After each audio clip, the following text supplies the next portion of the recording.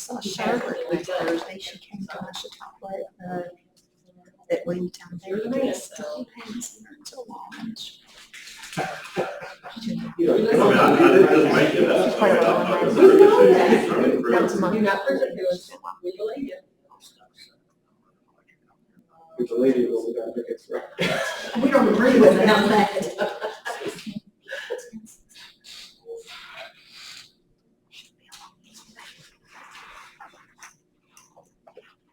Williamstown was 2 hours and 15 minutes. Now, you can just sign it, or if you want to. They had architects, so they were there We for got half time an hour for or it, so, and we got tossing ideas out back and forth. They talked for 20 minutes over 20 on the road.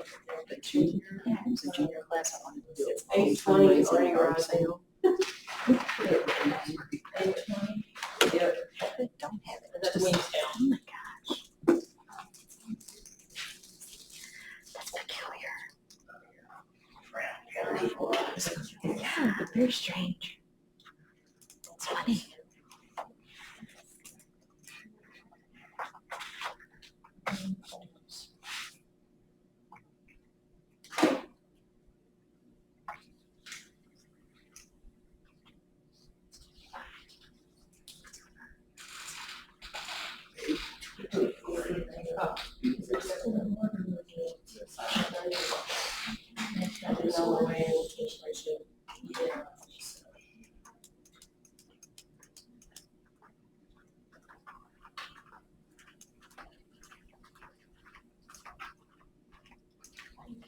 Boulevard or the, next door.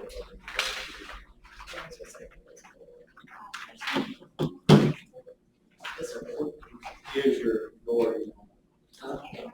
Use your Grand County.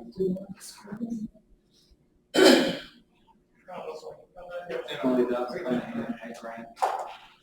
I can fill that in. if you want me to. Okay, you can do that. It's the crazy one. Not Grant County Schools. No, not Grant County Schools. I can, I had to look at my car. You get all the way.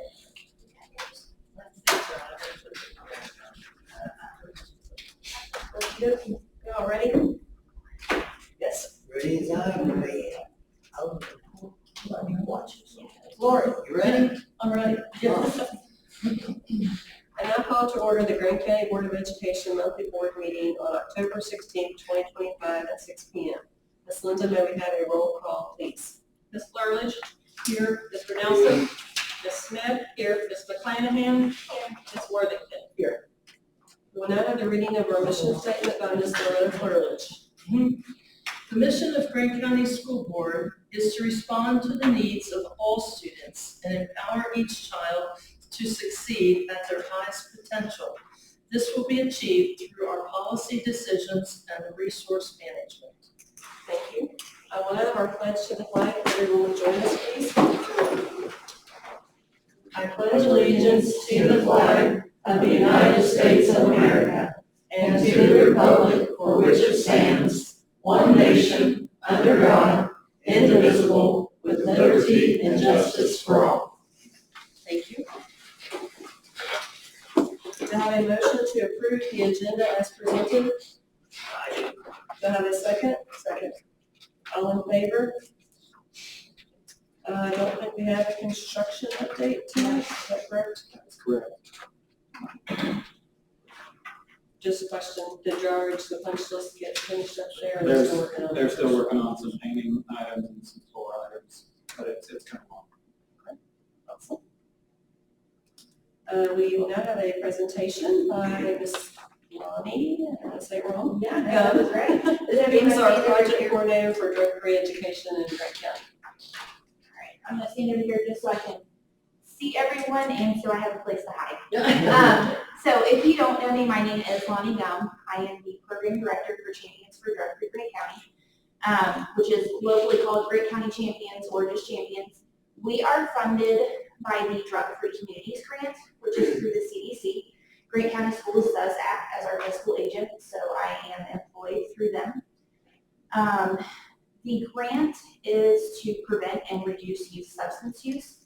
we are required to choose 2 substances of focus. So for us, that is alcohol and marijuana. The reasoning is that if we can get kids to understand there is harm from substances that are legal in some capacity, then down the road that would prevent exploration with illicit substances. So that's why we keep it low level so they don't go to the next level. So I want to do a review of the fiscal structure of the grant first, and then I'll give you an overview of the programmatic structure. So the grant is $125,000 a year. It maxes out at 10 years, which will be September 2026. So we just started our last year, and it'll be coming to an end. So that will be a $1.2 million investment of grant funds in Grant County over that 10-year period. Now, it's also very important to note that we are required to match our grant, and that kind of was at an increasing scale. So we started out having to match our grant at 100%, dollar for dollar, and then it went to 125%, and now it's at 150%.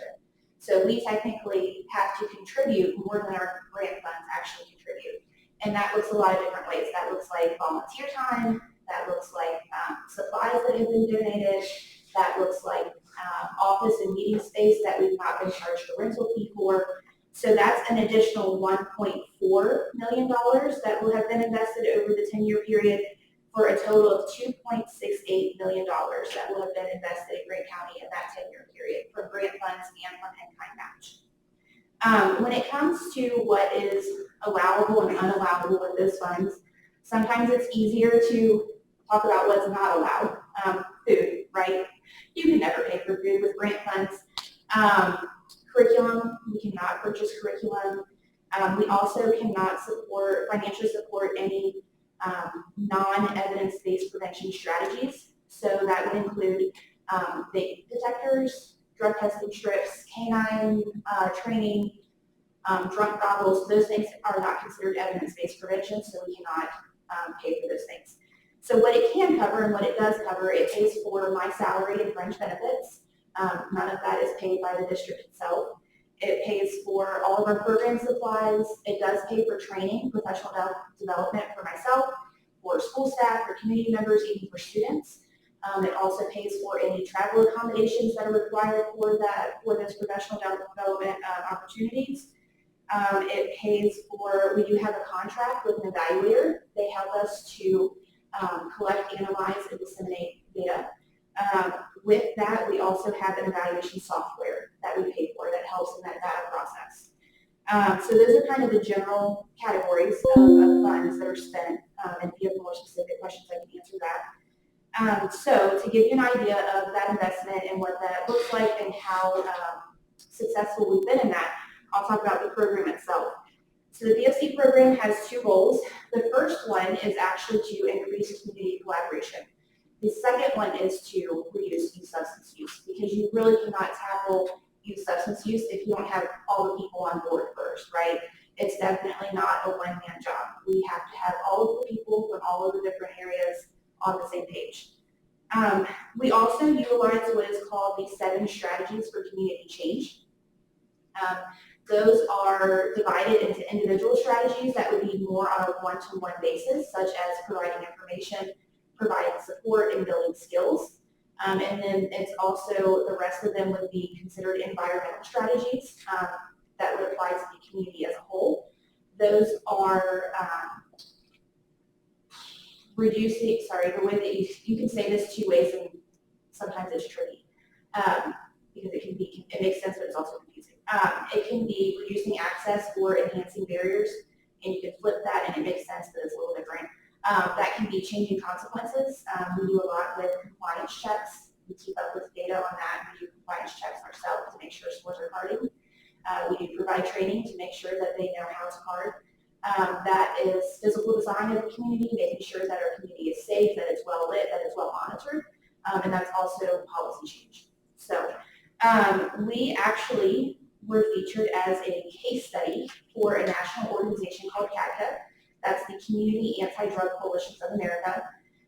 Over a 10-year period, they watch for substances, alcohol, tobacco, marijuana, and prescription drugs, And over a 10-year period, we have decreased our rates in all 4 of those substances consistently. Like our line has gone down every single time. And so they reached out and they said, hey, how are you doing this? So what we did is we literally listed out those 7 strategies.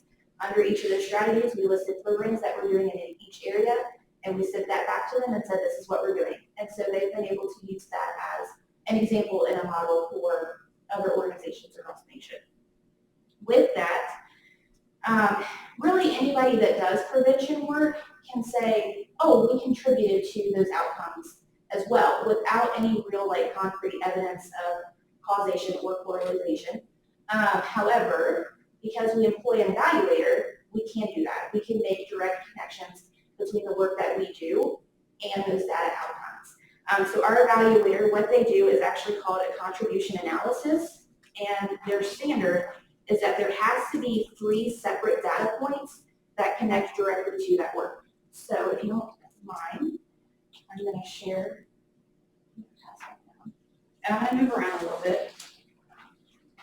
Separated these now, I can't remember which way it's separated.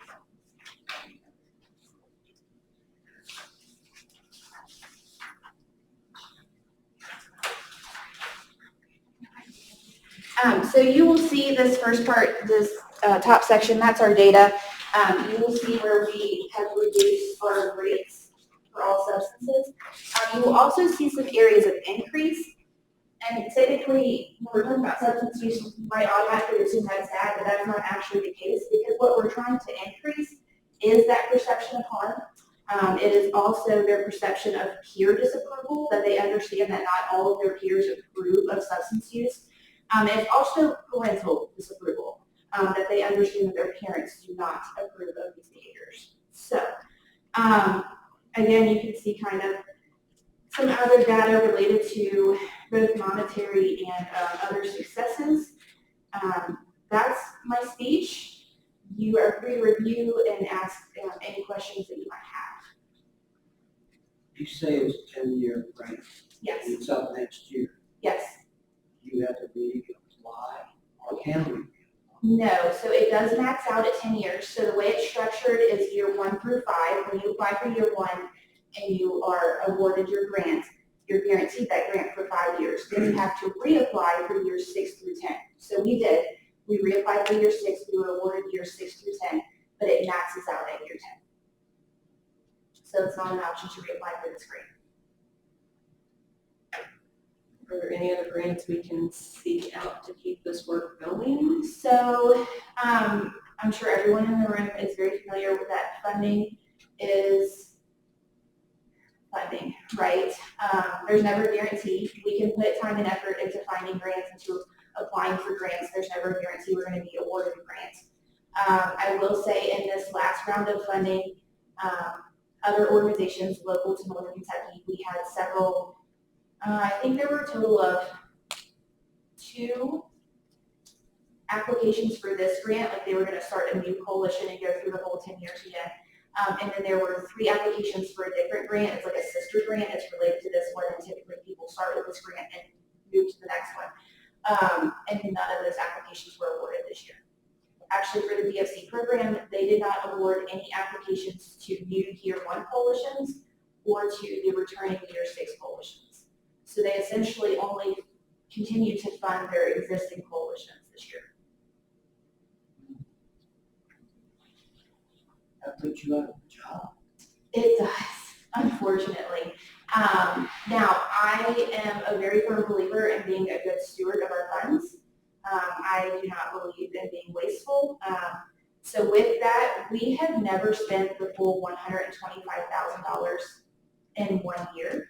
So there are several years of carryover, and there are some options with that carryover funds. One option would be we can do like a small extension. It would cover part of the salary and fringe for a certain amount of time. However, there are other options. We can, once we get towards the end of this grant year, we can kind of prepay for things that we would typically pay for the following year. I think that would probably be my preference. I would like to know that there is funding support for programs to continue. And that's really our entire goal of the next year, which is the last year of the grant. We do not plan to implement any new programs.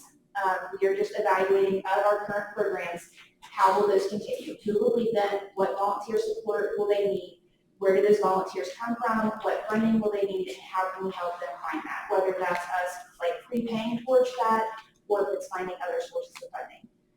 So to give you some more specific examples, October is actually the perfect month for me to be speaking to you all. It is National Prevention Month, and it culminates with Red Ribbon Week at the end of the month. So in the month of October alone, we are leading 4 or 5 different programs. So we just led the ESL night at the Pumpkin Patch. So about 2 years ago, there was some pushback on using title funds for that program because they felt that it was lacking an educational component. So what we were able to do is we were able to invite community partners that have Spanish services and resources, and they set up tables at the event so that families can learn about what is available to them in their language. So for the last 2 years, we have paid for the family's admission to the Pumpkin Patch, and we've also secured other funding that we can purchase food for to do with the concessions. So that's one of our goals, right, is we can prepay for that admission for the following year so that they're not left hanging for a year. They won't have a gap. And we already have like a list of sources where they can apply to have food funding. So that's one. We also have coming up an event called Truth or Consequences. Some of you may be familiar with this. It was last done before COVID. That's the only thing, it's not a new program, but we said if there was one thing that we absolutely feel like we need to bring back before the grant ends, what is it? And unanimously, it was Truth and Consequences. So this will be for our 8th grade students. It's kind of a pre-high school transition. So they will be traveling to fairgrounds and working through interactive stations throughout the day. They will talk about good decision making and practice exit strategies and refusal skills with students against destructive decisions. They will hear from a panel that includes Kentucky State Police, that includes Judge Knight, that includes St. Elizabeth, UNC, probably about 10 community partners. They will talk through actual scenarios and what those consequences of those scenarios would be. They will practice safe driving in a VR simulator with Arrive Alive. And they will also hear from Clayton Higgins, who was the Carroll County Bus Crash survivor. So we have that coming up. Again, the goal was to get that going this year so that next year everybody can keep it running, right? We also have coming up a peer-to-peer vape prevention program.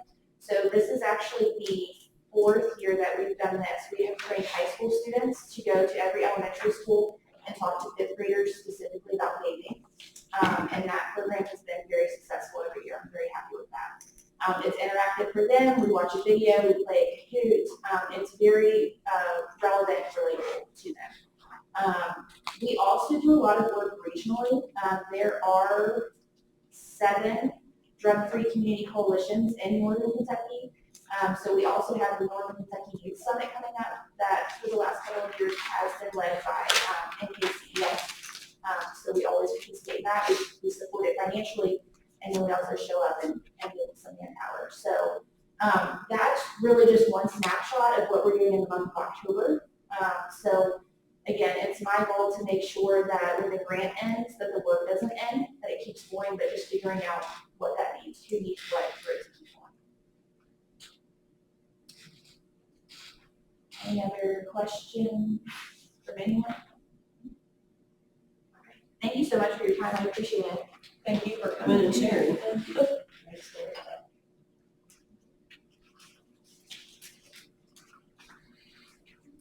Everybody's okay? We'll order a recess tonight. Oh, man. Move on to claims. Do I have a motion to accept the claims?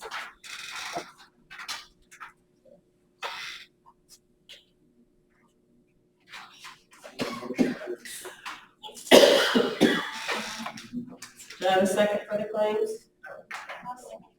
Emily, okay. Any discussion on the claims? Have we taken a long look through them again?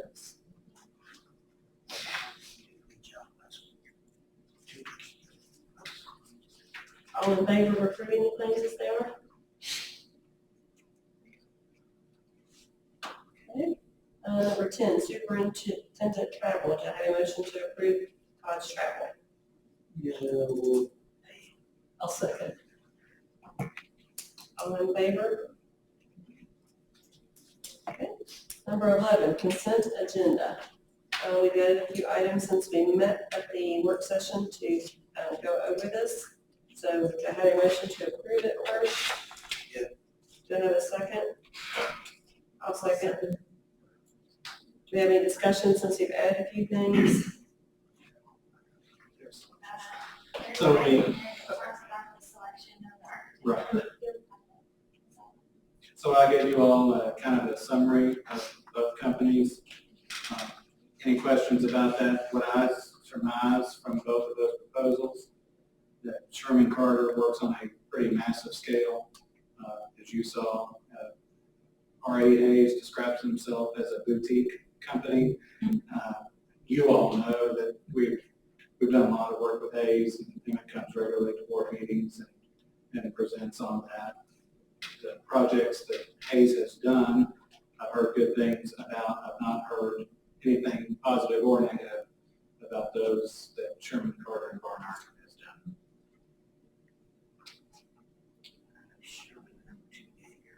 But my recommendation would be Hayes, just because of how well they know the district and how many projects that they have done in my time as superintendent. I have no complaints. Any issues that we may have come close to encountering, they have worked hard to solve. I do have one question about this project that somebody just brought up to me. We talked about football fields, the tennis courts, the track, soccer field. Is the football field going to be expanded where the soccer team can play on the football We field? will have soccer lines on it, yes. So that turf will serve as both a football field and a soccer field. I can say yes to that one because I was like, I don't know, but I will find out that answer. cheaper that way. Well, Kirby currently don't have a right, we're using the middle school, and I think they actually played some home games, but it was on legal size field per se or something this year, so. Well, I wish I knew that. they made it work, but it just didn't fit. Does that have to be voted on as a separate item? No, that ain't just something. I would, back up what Todd said, nobody asked me necessarily, but, well, we've been in a lot of fights with architects, over the years when a construction project goes south. And, we've never actually had one with Hayes. They've always been very complimentary. In fact, we've got some other districts that have tried to get Hayes for them, and they're at max capacity. I guess you don't think it would be at max capacity, but they said we only do, at this point, we're only doing work with districts that we have done work for in the past. There's other districts that tried to get them, and they won't do it, because it's going to overload themselves, but he's generally recognized as being top of the line. I've never had an issue with the project he's been on. I have a lot of other architects, so I would just back up what Todd said. I mean, he's a very competent architect in the school setting at least.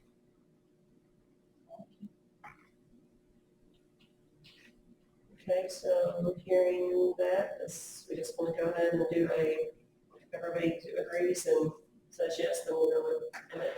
So make a motion to take it. G makes a motion. We know who he is. Second. Second, all in favor?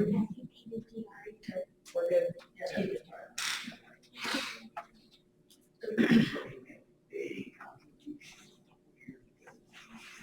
Yeah, I think we'll be successful with them. I feel 100% confident, so. Before you move on, the dues that we pay to NKEC, right? That's the Northern Kentucky. I think it's NKYAC, that's the Golden Apple Group, the background that we go to, that Right. awards the scholarships.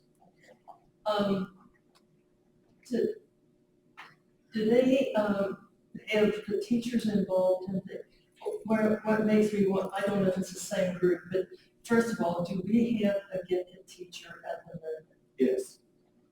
Yes, okay. Because there was a time when we opted not to join that Northern Kentucky group, and they wouldn't let us participate in like the things that they get at Northern Kentucky. I think that was NKCES. I which is think the it's a co-op. different group.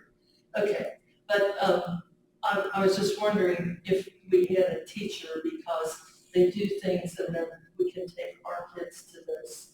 But they wouldn't let us do it if we didn't join the organization. So that was a different one. But this provides some scholarship to our students.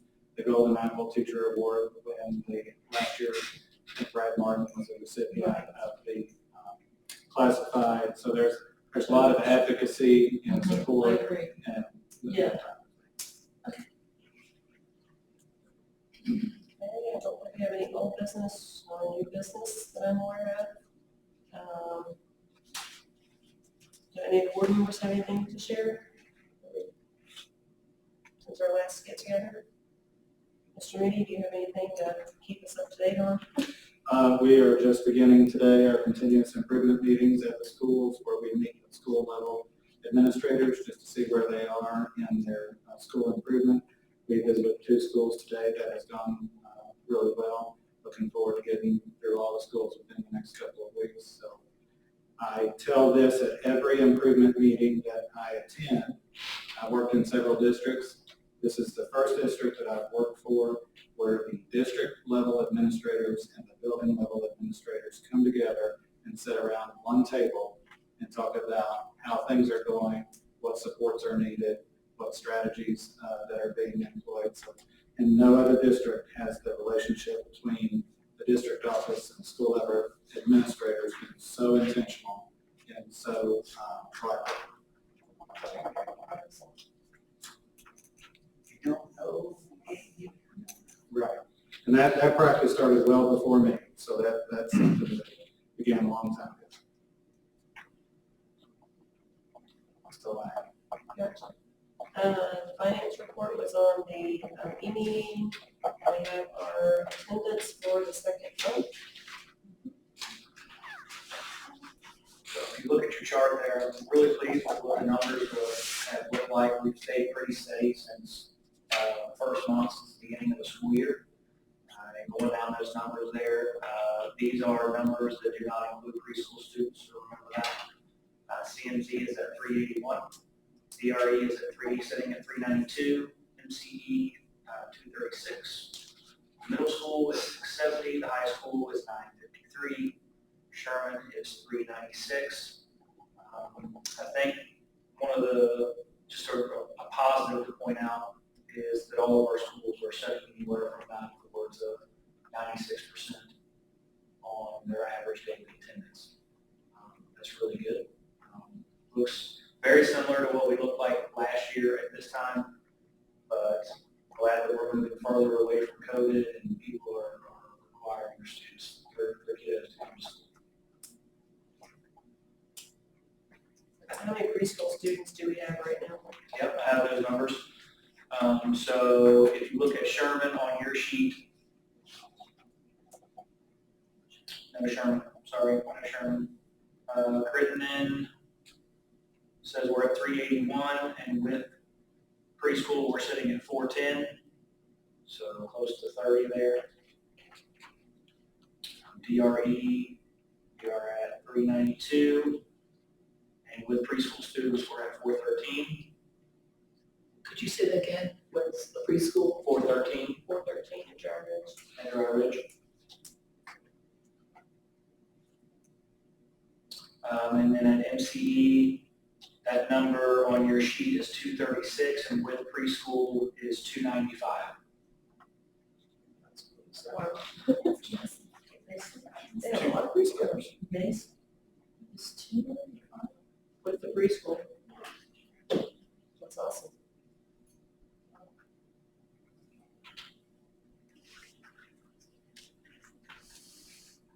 Could you give me the CMC number again? 410. 13? 410 and 413 for DRE and 295 for MCE. We're gonna check the MCE number as well. Okay. To make sure that one's correct. We're gonna play careers. I don't know what we did in middle school this month, but they are up a couple percent points, and that's wonderful. Usually middle school's the hardest bunch, it seems like, to keep them going, so that's awesome. I too will give a shout out to Ms. Brickler and the work that she's doing at Sherman Elementary, especially with attendance. the incentives that she has in place within her school and rewarding students for showing up, I think is huge. I think sometimes we think the opposite of reward is punishment, and that is not the case. There's nothing wrong with looking at a student that is showing up to school. You know, I think their number that they go with is 96% or better. They get rewarded. I think that goes a long way. So kudos to her for implementing that and being consistent with that work. We might have to replicate that in some of our other buildings. Correct. Doing the job. Okay. Personnel actions, we're on the meeting. So unless anybody else has anything else, we will adjourn into executive session. That's it. Anything else? I have a motion to adjourn into executive session, KRS 61.8101B, deliberation on the future acquisition or sale of real property by a public agency, but only when publicity would be likely to affect the value of a specific piece of property to be acquired for public use or sold by a public agency. Do I have a second? I'll second. All in favor?